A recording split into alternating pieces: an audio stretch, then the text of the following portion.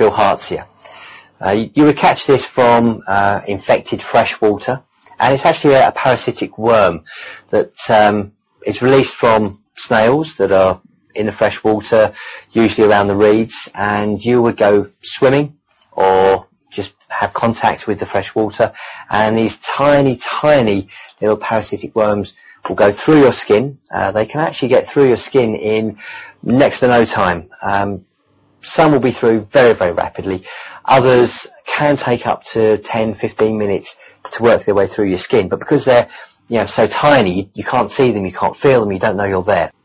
They make their way to that area, they mature, produce eggs, and it's those eggs which the humans then release back into infected water, which they infect.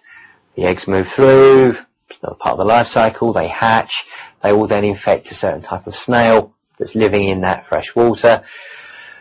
The infection matures, and little microscopic worms are released from the snail back into the water, where they go look for a human host. So this is a cycle which is ongoing and will continue ad infinitum, and this is how people get infected again and again and again, and how a higher worm burden causes more severe illness.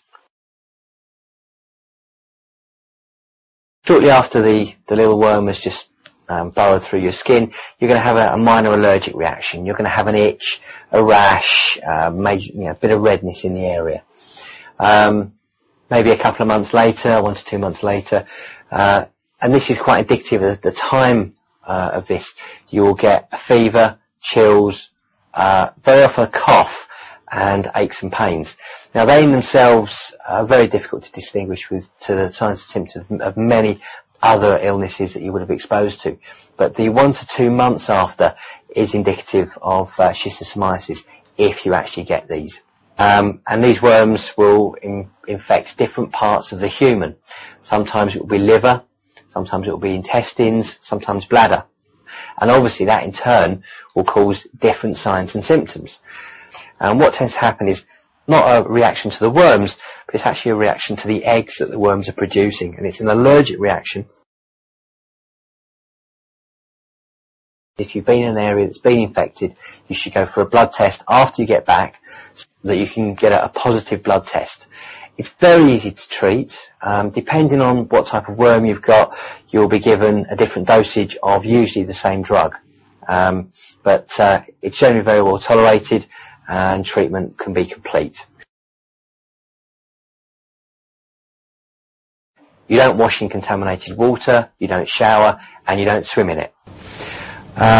Also, limit your exposure down to a few minutes if you can, and when you come out from having your shower or your quick swim, give yourself a good rub down with a harsh towel, and what that will do is those parasites which have those little worms that have not quite made it through the skin all the way will be damaged. The tiny bit that's still sticking out from the skin will be wiped off, and the worm will die, leading to no infection. And you may still get, just a slight bit of irritation at the site, because the head has penetrated the skin. But certainly, you won't get a severe infection.